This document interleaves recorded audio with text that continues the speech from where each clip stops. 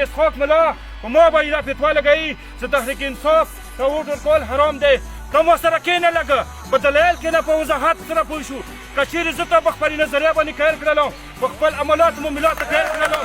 زه تا سره خلاف ته کوم. ایاک نعبد و ایاک نستعین. نن چې د کوم جګیردار یا د کوم ظالمان په ډوګر کې ناست دي، یا تړلي کې ناست دي، یا چمکنوي کې ناست دي، یا لشرزوی کې ناست دي، د ما او تا د قوم د بچي سودا روانه دی، سودا کوي. هغوی ته زه نن داسې دا پیغام ورکول غواړم چې انشاءالله دا تحریک د هغو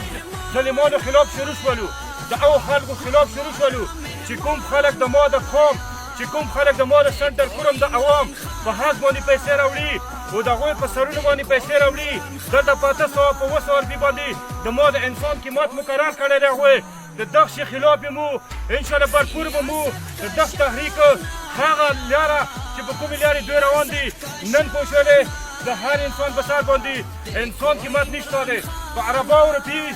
یو طرف ته که یو انسان څوک جوړولی شي د خدای پاک نه بغیر، نن ما ته پوه شولې سوچ نه کوو، خپل دماغ نه استعمالوو، خپل عقل نه استعمالوو. د هغه د واجې که چېرې ما ته عقل استعمالولی، دماغ مې استعمالولی، نن به ما ته 300 روپۍ سنت لرو. نن به ما ته د دغې محرومي چې د کوم روډ موږ راغللو، یا مطلب دی موږ خپلې لکانې موږ ته پاته دی، یا د اوبې مسله دی، د بجلي مسله دی، نو دغه مسلې به د مو نه وي چې دا به ختم وي د خدای مدد سره. خو دا ولې نه دي ختم؟ ولې دا جګیردار نه غواړي،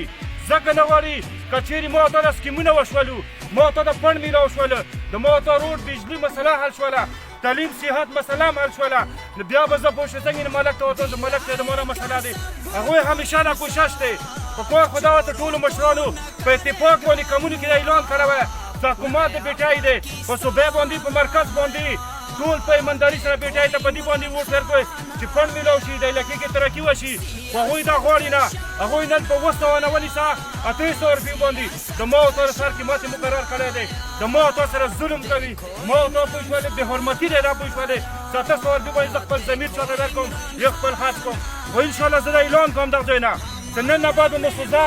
چې کوم دا ځای کې موجود دی یا په نورو علاقو کې دی، هغه به د 300 روپۍ پسې نڅي، هغه به دغو ظالمانو خلاف باندې دغه 300 روپۍ دوی په مخ ورولي او په 19 تاریخ باندې به انشاءالله د حق فیصله کوي. هغه فیصله کوي چې د ما د علاقې، د ما د ماشومانو، د ما د روان نسل، د ما د بچي پیداوي ورکړي. پیدا د ما ته چې شي کېدی، پیدا د ما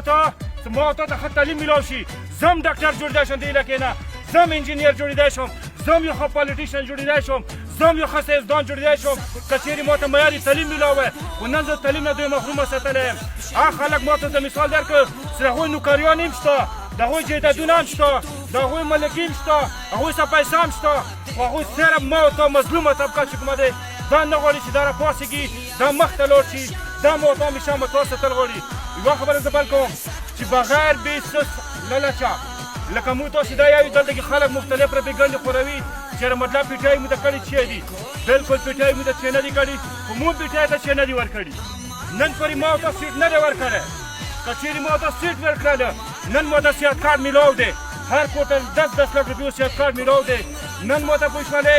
د احساس پروګرام 2000 روپۍ هغه 12000 شولې هغه ما ته میلاو دي. که چېرې زه سیټ ورکوم هغه ته انشاءالله خدای مدد سره په هفته زه دا ویلی شم چې د ما به هره محرومي، هره مسله د خدای په مدد سره خدای به حل کوي، تحریک انصاف به حل کوي. یوه خبره زه جمعیت علما اسلام د هغوی د نظریې مو بلکل قدر هم کوو، احترام هم کوو، خو د هغوی د عملاتو، د معاملاتو د مو څه اوسه مسله دی یا د مو څه اختلاف دی، د هغوی عملاتو و معاملات سره مو اختلاف دی. ځکه چې هغوی کوم عملات دلته شروع کړي دي، کوم معاملات یې ما تاسو سره وکړلو. نن ما ته یایي چې کتاب ته ووټ ورکړه، ته ما ته اول د کتاب وضاحت وکړه چې د کتاب د درې څه شي، انګلیش کتاب دی، پښتو دی، اردو دی، قرآن مجید دی. که چېرې قرآن مجید کتاب وي نو دا خو موږ تاسې مسلمانان یو، موږ په هسه دا ویل شو چې موږ تاسې ټول د دې قدر کوو. نن که بیا پکې کتاب قرآن مجید وي نو دا په روډ ویلې پروت دی، د دې نه بې حرمتي ویلې کېږي. خو ما تاسو سره په دغه شي دوکه کوي چې کتاب دی، د ما ته یقین په کتاب څه شي دی،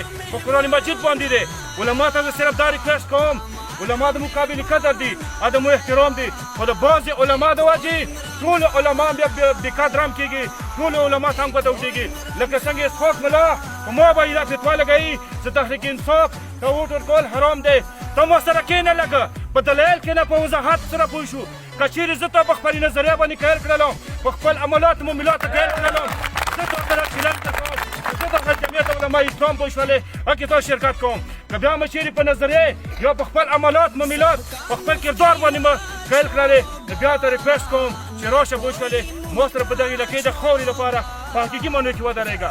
نن هغه لګیا دی پوه شولې خلکو ته مختلف سوچ ورکوي د ما او ته کې یقین خو په قرآن مجید دی په حضرت محمد صلی الله علیه وسلم دی چې د ختم نبوت آخري نبی دی پوه شولې په هغه باندې ما ته یقین هم دی ایمان هم دی قرآن مجید که چیرې ما ته په صحیح معنو کې قرآن مجید ویلی وای ما ته قرآن مجید په ترجمه پیدلی نن به ما ته د پوه شي دغسې ضرورت نه و نن به ما ته د خپل ژوند د هر شي نه واقف وو ما ته قرآن مجید یا یو په سره په دې باندې مو ته یقین دی ورباندې چې ما ته د دې ثواب میلاویږي نیکي به میلاویږي ویلي د ما ته ایمان دی چې د یقین مې د بخشي باندې نن مختلف دوی هغه کوي چې مطلب تحریک انصاف دا کوي تحریک انصاف دا کوي تحریک انصاف ایسن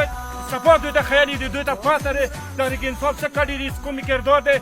لکه څنګه خواجنایي ته ویله زه د نن دا اعلان دان د سره کوم پوه شولې چې انشاءالله فرض ویلی شم ملک پارزمان خان به د ما په 19 تاریخ د مسوزي قوم د شمکني قوم الشرزي قوم او د بنګښ د ټولو قومونو په مطابقه باندې د NS 45 په انشاءالله مینې رسي او د مو دغه اعلان دی چې د توره غله ډکوان دي داسې نن ناست دي پوه شولې په 900 زه تاسو ته هلپن یم که په لا اله الا محمد رسول الله په خدای مره قسم نه که د یو مو نه پاتې شي چې دا ټول مو چېرته نه وي چولي